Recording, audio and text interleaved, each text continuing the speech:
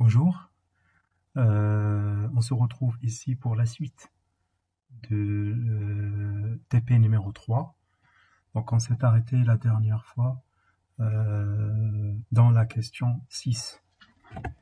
Alors la question 6 ici, c'est on demande une requête client paramétrée pour changer le nom de la ville à l'exécution ou en modifiant la requête client à Casablanca.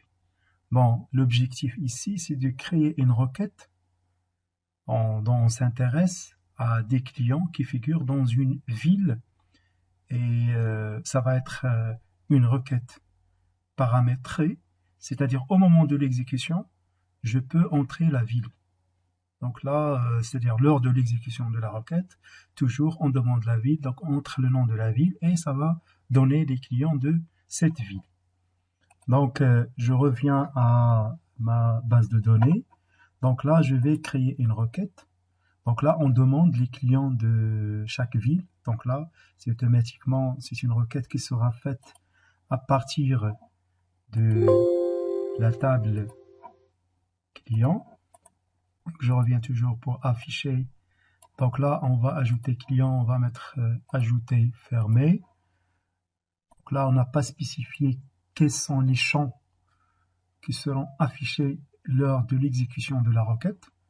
Donc, lorsque on ne spécifiait pas, donc on a le choix d'ajouter les champs qu'on veut. Donc là, moi, par habitude, donc là, j'ajoute tous les champs. Donc étant donné qu'ils ne sont pas, on n'a pas spécifié ces champs-là. Donc j'ajoute ID client, j'ajoute le nom, j'ajoute l'adresse, la ville, le téléphone. Donc là, si je reviens à la requête pour sélectionner les clients de Casablanca, donc comme on a fait, donc on va mettre critères, donc là je vais mettre Casablanca. Donc là, une fois j'exécute la requête, ça donne les clients de Casablanca. Donc là, ici, comment on va mettre une requête, donc l'objectif de la requête paramétrée, c'est-à-dire au moment de l'exécution, il va m'afficher, c'est-à-dire quelles sont, quelle ville vous demandez, bon, vous êtes intéressé à des clients de quelle ville. Donc là, au moment de l'exécution, je peux entrer la ville. Ce n'est pas, par exemple, si je veux les clients de Rabat, donc je suis obligé de fermer cette requête, de créer encore une requête de clients, et à ce moment-là, je remplace Casa par Rabat. Donc là, si j'aurais besoin de tous les clients de toutes les villes, donc là, pour chaque ville, je devrais mettre une requête et une requête. Donc là, ce n'est pas pratique. Donc là, on va mettre une requête, ce qu'on appelle une requête paramétrée. Donc là, qu'est-ce que je vais faire ici? Donc là, je viens dans le critère au niveau de la ville. Donc je vais mettre crochet. Crochet, donc c'est Alt gras 5. Donc je vais mettre un message, entrez votre ville. Je vais fermer le crochet, donc là Alt gras, donc là le bouton là il se trouve parenthèse, donc Alt gras, crochet. Donc là, entrez votre ville. Donc là, c'est un message qui sera affiché, et là j'ai mis entre deux crochets. D'accord? Donc là, je vais exécuter. Donc regardez maintenant. Une fois j'ai mis l'exécution, là il me dit entrez une valeur paramètre et là entrez votre ville. Donc là, votre ville. Donc c'est le message que j'avais écrit ici, dans critères. Donc je vais entrer la ville. Donc si je mets Casablanca, je vais mettre OK. Donc il va m'afficher les clients de Casablanca. Donc je reviens à la requête. C'est la même requête. Je vais exécuter. Il va me demander d'entrer le nom de la ville. Donc là je vais mettre Rabat. Donc je vais mettre OK. Donc il va m'afficher les clients de Rabat. Donc je reviens toujours à la requête. Je vais l'exécuter à nouveau. C'est toujours le message qui s'affiche parce qu'ici, on n'a pas spécifié le nom de la ville au niveau du critère. Mais c'est au moment de l'exécution, là, c'est l'utilisateur qui va entrer le nom de la ville. Donc là, si je mets Kenitra, donc là, OK. Donc il va m'afficher un seul client de Kenitra. Donc ça, c'est la requête paramètre. Donc là, je vais l'enregistrer. Le nom requête question 6. Okay. Donc je continue maintenant. La 7e question, c'est requête calcul prix hors taxe en mode création. D'accord, c'est une requête en mode création.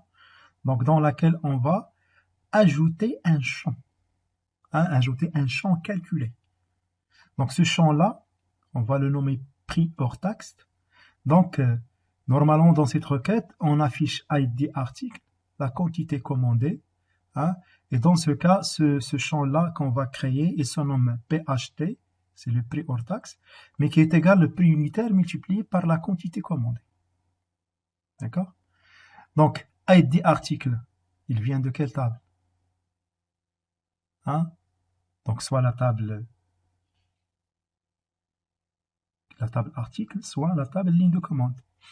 La quantité commandée, ça se trouve dans la table ligne de commande. Et le prix unitaire, ça se trouve dans la table article. Donc là, on va dire que dans cette requête, on va afficher ID article à le prix unitaire qui vient de la table article et la quantité commandée qui vient de la table ligne de commande. Donc ça va être une requête à partir de deux tables. Et dans ce cas, on va ajouter un champ calculé qui est égal au prix unitaire multiplié par la quantité commandée. Voilà. Donc là, on va aller à notre base de données. Donc je vais fermer cette requête. Comme d'habitude, on va créer une requête. Hein? Donc là, on va ajouter article, ajouter, ligne de commande, ajouter, fermer.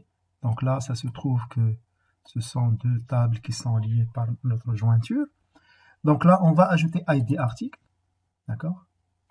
Donc on va ajouter, parce que ici dans la ligne de commande, parce qu'un article, il était concerné par une ligne de commande dont on a spécifié le numéro de commande.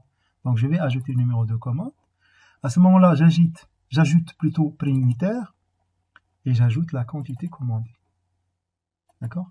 Donc j'ajoute ID article, hein, le numéro de commande, le prix unitaire et la quantité commandée. Donc là, avant d'ajouter le champ calcul PHT, je peux exécuter la requête pour voir le résultat. Regardez bien. Vous avez l'article 444 qui est concerné par une NUMCOM, une NUM de commande qui est égale 159. Alors cet article, son prix unitaire, c'est 15 000. Alors pour ce NUM de com, pour cette commande, on a commandé 9.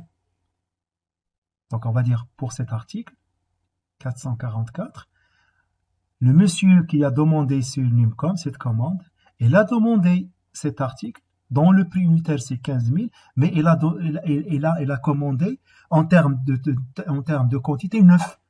Donc si on veut calculer c'est quoi le prix hors taxe, ça va être le prix unitaire multiplié par la quantité commandée. D'accord? Ce que vous avez commandé par exemple, là je dis n'importe quoi, vous avez commandé par exemple un stylo dont vous avez, le prix unitaire c'est 2 dirhams, mais vous avez commandé 5 stylos, donc ça va être 5 multiplié par 2. Donc là, c'est le prix que vous allez, donc là, il faut payer ce prix-là. Donc là, qu'est-ce qu'on va faire nous? Nous, on va ajouter un champ ici qui se nomme le PHT, parce qu'ici, on a spécifié le prix unitaire hors taxe, d'accord? Mais c'est toute taxe comprise en bas, ça va être le prix toute taxe comprise.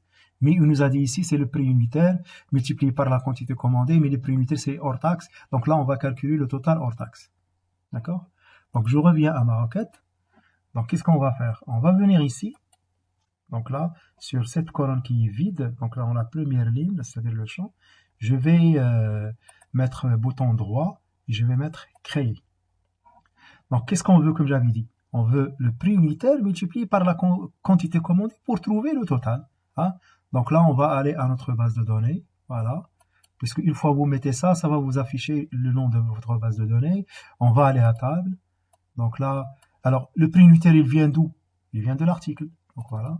C'est ça le prix unitaire. Je clique 2 fois, ça s'affiche ici. Et on va mettre multiplier. Hein, multiplier, c'est-à-dire le symbole étoile. On va revenir à la ligne de commande et on va choisir quantité commandée. Je clique 2 fois, ça s'affiche ici. Donc là, ce sont les choses qui s'affichent ici. Donc je change rien, je laisse les choses comme ça. Et je vais mettre OK. Donc regardez ici. Donc là, ça va afficher quelque chose comme ça ici. Donc je peux exécuter. Regardez bien. Voilà le champ qui a été ajouté. Donc qui est égal, en fait, cette valeur-là. 135 000 n'est autre que 15 000 multiplié par 9. 325 multiplié par 1, ça donne 325. Alors, 3420,5 multiplié par 14, ça va donner ça. D'accord? Donc ça va être, en fait, c'est le produit de prix unitaire multiplié par la quantité commandée. Alors ici, je vois que le nom du champ, c'est exp1. Donc j'aimerais bien changer le nom du champ par PHT. Parce qu'ici, il nous a dit c'est prix unitaire. Donc là, je reviens en mode création. Je viens ici, je clique bouton droit, et je vais mettre propriété. Donc il va afficher la feuille de propriété ici. Je vais aller à légende. Donc là, je vais écrire PHT. D'accord? Donc je ferme, j'exécute la requête et ça donne maintenant le nom de champ, c'est PHT avec les mêmes, le résultat de valeur. Donc là, je vais fermer la requête, je vais l'enregistrer avec requête question 7. OK. Donc on va enchaîner. Alors maintenant, requête table client Casablanca pour créer une table de client de Casablanca en mode création de table. Alors là, il faut lire attentivement la question. C'est requête table client Casablanca. Donc là, on a table client Casablanca pour créer une table de client de Casablanca en mode création de table. Donc là, vous allez me dire, on va mettre une requête création parce qu'on s'intéresse au client de Casablanca. Donc client, ajouter, fermer. Donc là, j'ajoute tous les champs. Hein. Et ensuite, ici, je vais mettre Casablanca. Donc là, on va exécuter la requête. Ça me donne des clients de Casablanca. Oui, c'est vrai. Ça, c'est une requête de sélection de Casablanca. Des clients de Casablanca. Et le résultat s'affiche au niveau de la requête. C'est-à-dire, à tout moment, lorsque je veux ces clients-là, je dois, par exemple ici, je dois retourner toujours à la requête et l'exécuter. Alors que ici, ce n'est pas l'objectif de la question, c'est pas ça l'objectif. L'objectif ici, c'est, il m'a dit, requête, il faut créer une table. Cela veut dire quoi? Cela veut dire, lorsque je vais exécuter la requête, les données s'affichent au niveau de la requête. Mais moi, je veux qu'une table sera créée ici. C'est-à-dire, il prend ces résultats-là et il va les mettre dans une table. Ça va être une nouvelle table. Donc pour nous, puisqu'on a déjà 4 tables, donc ça va être une 5e table, mais qui contient seulement les clients de Casablanca. Donc là, je reviens à la requête, c'est ça la requête, mais je ne vais pas l'exécuter d'une manière comme ça, mais je vais l'exécuter pour la création d'une table.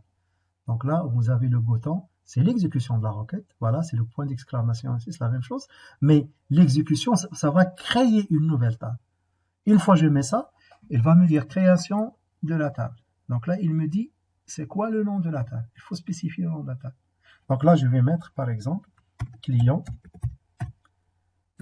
Casablanca. Donc je vais le nommer comme ça. Donc là, il me pose la question, est-ce que cette table sera créée dans la base actuelle, la base de données actuelle, ou bien une autre base de données? Bon, ça m'intéresse, ça va être dans la même base de données. Donc là, je vais mettre OK. D'accord?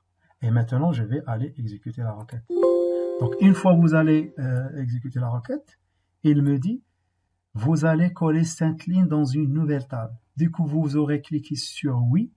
Il vous sera impossible d'utiliser la commande annuler pour supprimer les modifications. Donc là, une fois que je mets oui, c'est-à-dire je veux que la requête sera exécutée et on aura la création de la table. Donc, regardez bien, une fois que je vais confirmer avec oui, regardez ici, hein, dans les tables. On va voir qu'il y a une nouvelle table qui sera créée. Donc, je vais mettre oui. Regardez bien, vous avez client Casablanca qui a été créé. Bon, c'est une table qui a été nouvellement créée. Donc là, je vais fermer la requête.